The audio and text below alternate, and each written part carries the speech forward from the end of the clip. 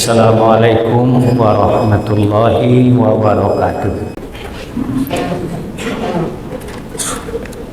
Alhamdulillah allazi an'ama alaina ni'aman muta'addidah wa la siyama ni'matil iman wa ta'ah. Asyhadu an la ilaha illallah wahdah la syarikalah wa ashhadu anna Muhammadan abduhu wa rasuluhu allazi la nabiyya ba'dah. Allahumma salli wa sallim ala hadzal nabiyil karim wa sallimu alaihi taslima. Amma ba'du, usikum wa iyaya bi taqwallah faqad fazal muttaqun. Inna akramakum mindallahi atqakum. Wa qala Allah ta'ala fil Qur'anil Karim, a'udzu billahi minasy syaithanir rajim. Bismillahirrahmanirrahim.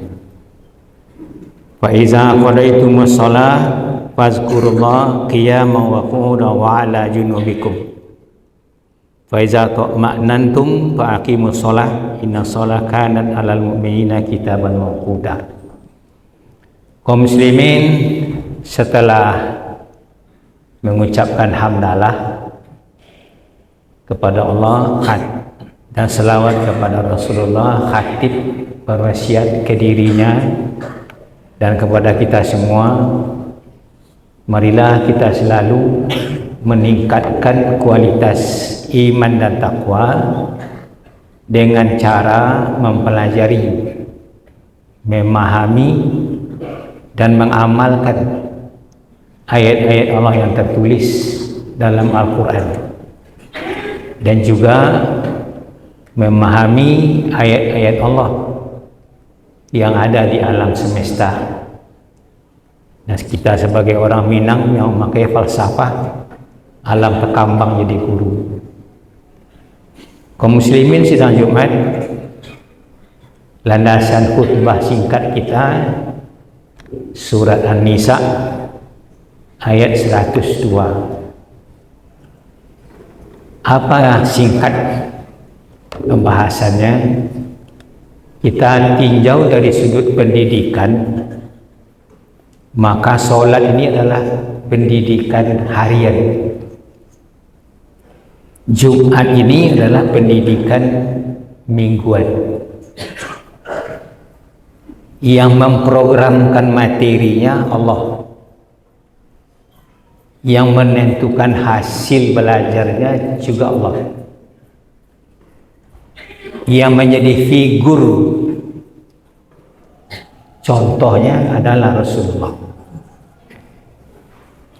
Kaum muslimin sidang Jumat rahimakumullah, setiap tahun kita memperingati Isra dan Mi'raj. Cuma tanya diri kita masing-masing, termasuk hati,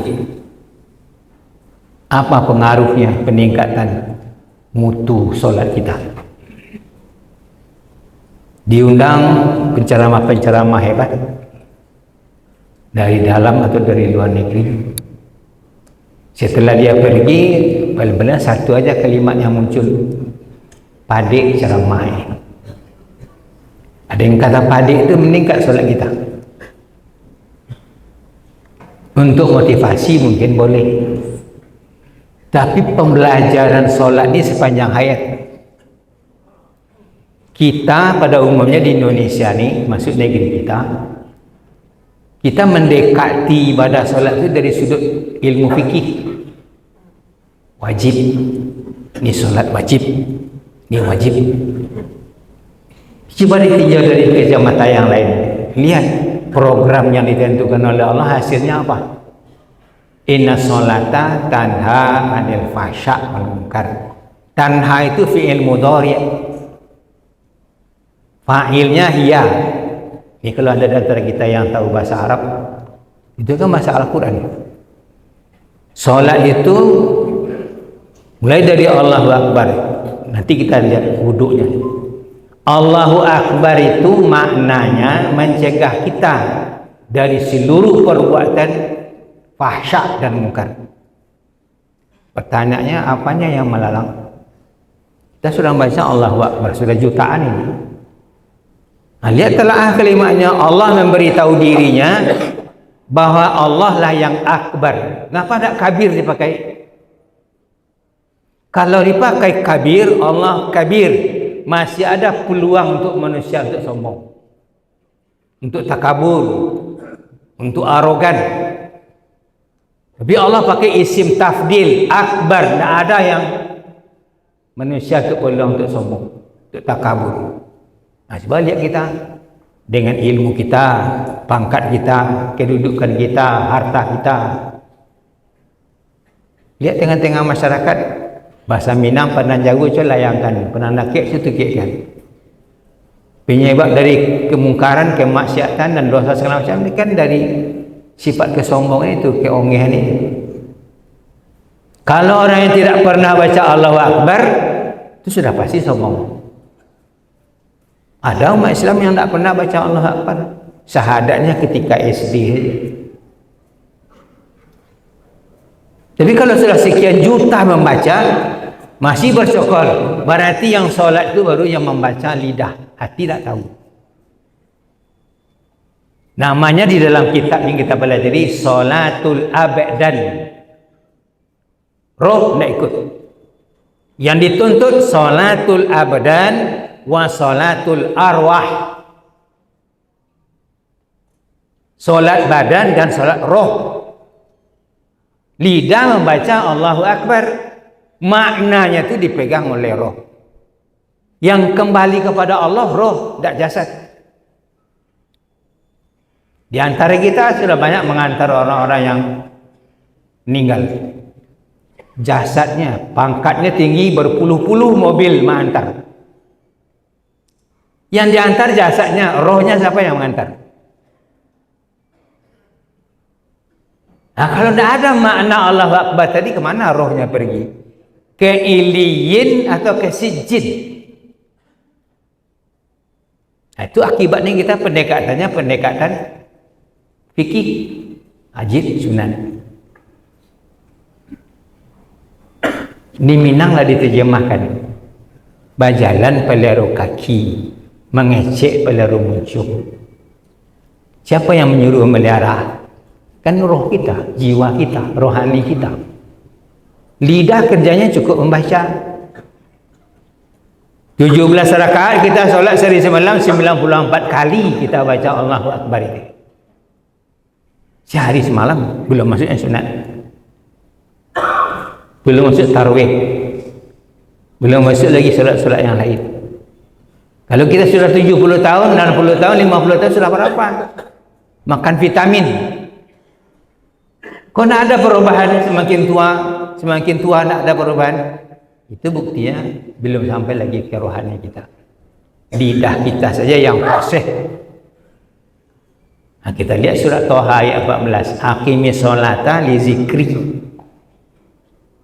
Mulai dari Allahu Akbar sampai Assalamualaikum, seluruh hal-hal duniawi harus keluar dari hati kita. Mampu nak kita tadi dalam salat? Coba ukur nanti. Berapa persen? Nabi menggarisbawahi nisfuha. Paling rendah usyruha, 1/10.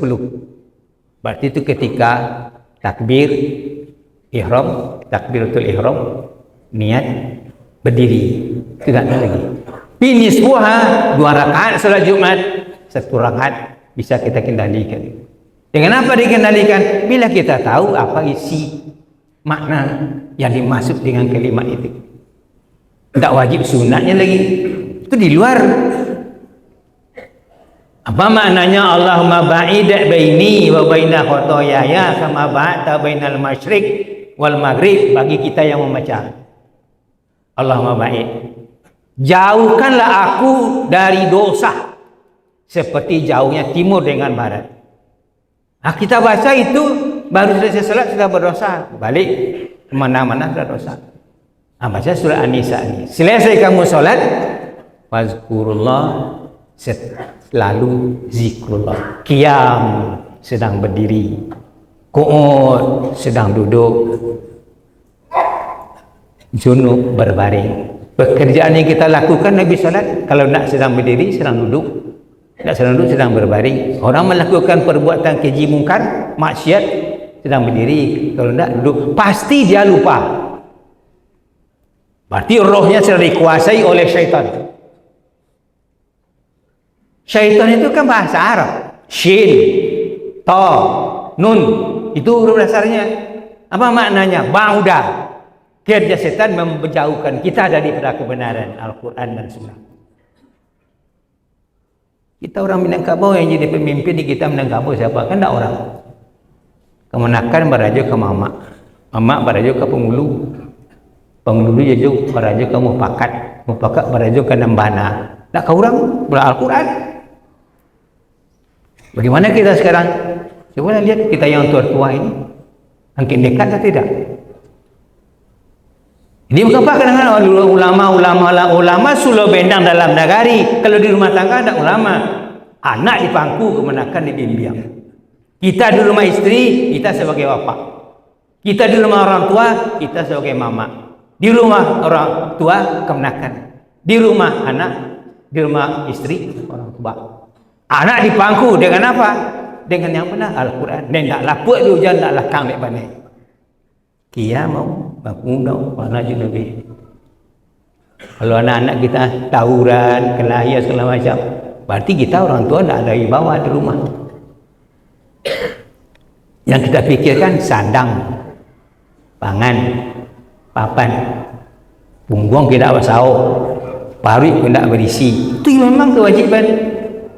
Tapi kalau rohaninya sejak dari dalam rahim dididik. Mulai hamil perempuan sudah terlambat haid positif, sudah ada mulai pendidikan rohani sampai lahir sampai seterusnya. Kita sebagai laki-laki memberikan halalan thayyibah. Di mana ada pelajaran halal thayyibah dalam Al-Quran? Ilmu apa saja di dunia ini tidak ada mengkaji halal dengan haram kecuali Al-Quran. Tamat S1, S2, S3, bidang A, bidang B, bidang C. Tidak ada. Halal haram itu di sini. IP 4. Yudisium cum laude. Malah mumtaz. Halal haram dalam Al-Quran. Dulu di Minangkabau tidak ada pendidikan satu suku. Tapi batinnya tajam-tajam. Alun bakilik lah bakalam. Bulan disangkut 30. Alun dilihat lah dimakan. Rasul tiba dalam tubuh. Tahu dia arif, tahu dia heriang dengan heriang. Kini otak tinggi, hebat, malunya. Mana salahnya? Pendidikan solat. Nabi mendidik umat hanya solat, tidak ada ilmu matematik segala macam, tidak ada. Pendidikannya lembaganya masjid. Kalau barat lembaga pendidikan rumah, masyarakat, sekolah. Masjid nak disebut. Itu teori barat. Islam masjid utama. Di rumah tangga ibu. Maaf. Nasi masak dalam periuk. Periuk itu ibu. Yang punya bareh bapak. Yang punya bibit bapak. Masak nasi dalam periuk. Nah, balik ke rumah tangga. Rumah tangga sekolah yang utama. Pendidikannya apa? Di solat. Secara syariat, ini rukun syarat sah dan tidak sah. Rukun syarat secara hakikat memautkan hati dengan Allah. Habis solat tetap tidak putus. Habis solat Jumat fantashiru fil ard. Tapi di ujungnya wa'tawallah. Sinyal rohani itu bersinyal terus. Canggih orang sekarang pakai CCTV segala macam. Allah sudah dulu. Allah basir, Allah melihat gerak diri kita semua diketahui oleh Allah. Allah sami', bunyi-bunyi hati kita diketahui oleh Allah. Allah alim, seluruh denyut-denyut hati kita diketahui oleh Allah. Duduk 99 al-asma' husna dalam hati, dakhalal jannah bila hisabin wala azabin. Di mana pengajian tauhid yang ada di masjid-masjid? Di mana ada pengajian yang secara rutin Al-Quran? Ceramah banyak. Pakai kurikulum, ada kurikulum. Tak. Sementara di negeri Sumber tiap minggu tafsir, tiap minggu hadis. 7 hari 7 judul pelajaran, 11 tempat mengajinya dalam Masjid Arab. Ini jelas tidak bahasa kita. Al-Quran tidak bahasa kita. Hafal banyak, tidak tahu isinya. Yang itu mengamalkan ke isi, tidak hafal-hafal. Bismillahirrahmanirrahim, itu lafadznya.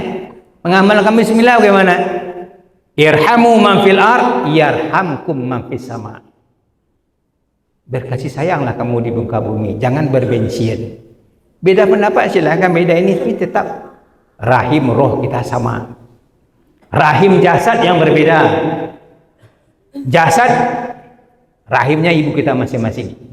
Roh kita rahimnya Allah. Allah Rahman. Silaturahim Tuhani.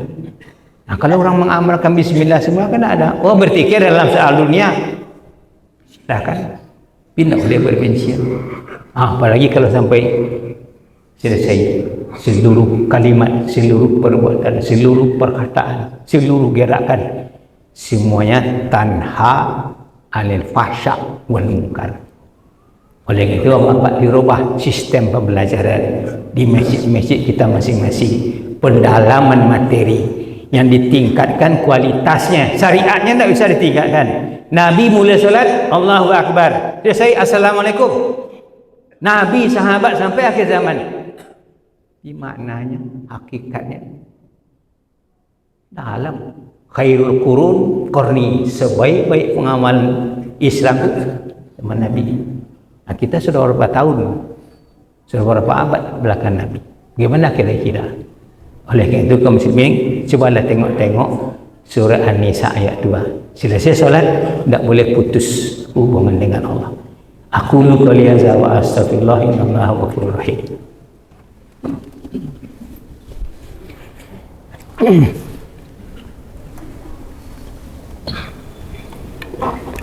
Alhamdulillahirabbil alamin wal aqibatu lil muttaqin wassalatu wassalamu ala sayyidil mursalin asyhadu an la ilaha illallah wa asyhadu anna muhammadar rasulullah. Ya ayyuhallazina amanu taqullaha haqqa tuqatih wa la tamutunna illa wa antum muslimun. Innallaha wa malaikatahu yusholluna 'alan nabi ya ayyuhallazina amanu shallu 'alaihi wa sallimu taslima.